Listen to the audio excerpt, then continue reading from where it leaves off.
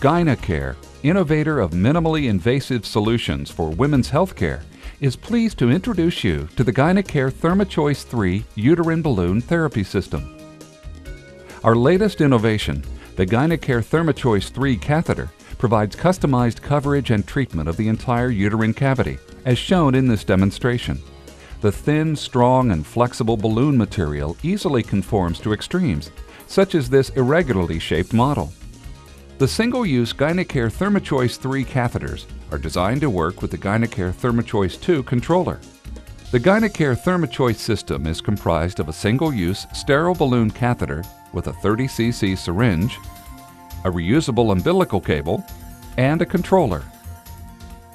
The GYNECARE THERMACHOICE balloon catheter features an ergonomic handle design, a custom silicone balloon with an impeller to circulate the heated fluid inside the balloon, and a small diameter flexible cannula.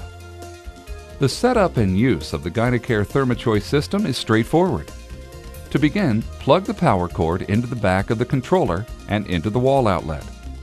Open a sterile package containing the GYNECARE THERMACHOICE balloon catheter and syringe and gently set them on a medical tray. The GYNECARE THERMACHOICE balloon catheter should only be handled by a person who has been properly scrubbed and gowned. When removing from packaging, smooth over the tubing to remove any kinks or package memory.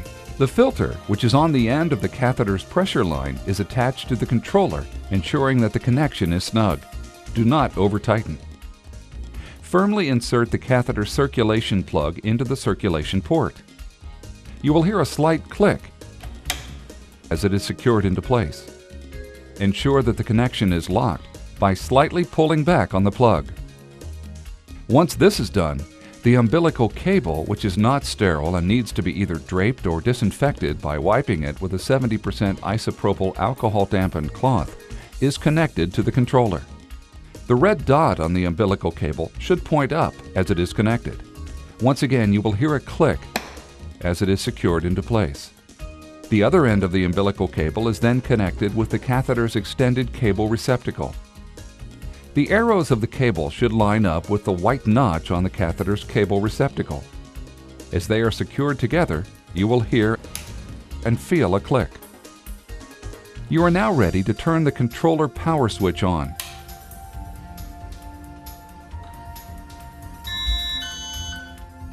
With the power on and the catheter fully connected, the message display will read "Prime Catheter."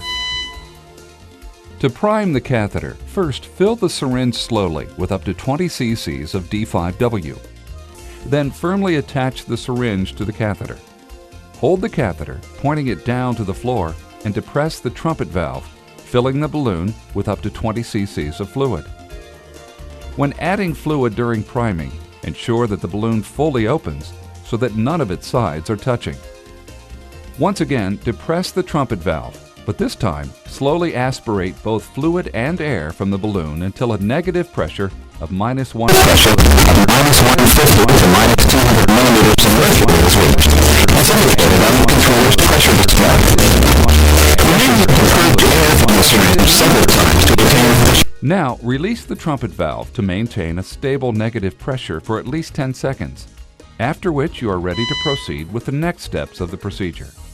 Next, a syringe is prepared with 30 cc's of D5W. Once this is done, the syringe is reattached to the catheter. The balloon is then moistened with D5W. This will provide added lubrication prior to its insertion. Since it is important to keep the heating coil centered in the uterus during therapy, use of a tenaculum can help maintain proper alignment of the uterus during the therapy cycle. The GYNECARE THERMACHOICE balloon catheter is now gently inserted transcervically into the uterus until the catheter tip touches the fundus. Do not use excessive force during insertion. Ensure that the depth marking on the catheter is consistent with the sound measurement that was previously taken. The balloon is slowly filled to approximately 160 to 180 millimeters mercury using between 2 and 30 cc's of fluid. At this point, up to 5 cc's additional fluid may be added if needed. Draw up to 5 cc's of D5W from the bowl into the syringe. Attach the syringe to the catheter and depress the trumpet valve to inject the fluid slowly into the catheter. At these pressures, the extremely elastic balloon conforms well to the shape of the uterine cavity. To ensure maximum balloon coverage of the endometrium, proper and careful pressure titration is required. Remember to release the trumpet valve after each addition of fluid in order to stabilize the pressure. During pressure titration, the message display prompts you to fill the balloon and stabilize the start pressure above 150 millimeters mercury at a minimum. Once a pressure of 160 to 180 millimeters of mercury has been stabilized for at least 30 seconds, therapy can now be initiated. It is no longer necessary to maintain contact with the fundus. Once a steady pressure of 160 to 180 millimeters mercury is maintained, the message display panel will read, "Ready, press start." Press the start button on the controller. Once started, the controller activates the heater to achieve a treatment temperature of 87 degrees centigrade or approximately 188 degrees Fahrenheit.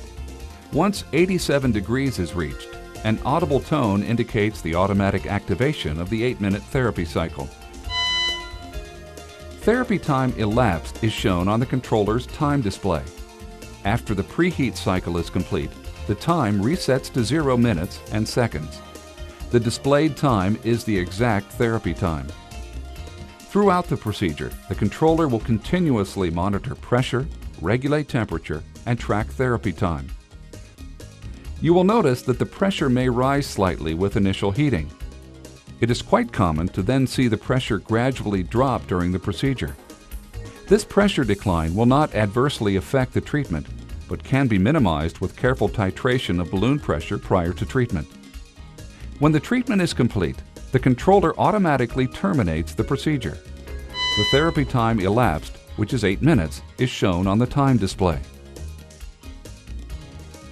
Upon completion of the therapy cycle, the heater is automatically deactivated and the fluid is allowed to cool for 30 seconds.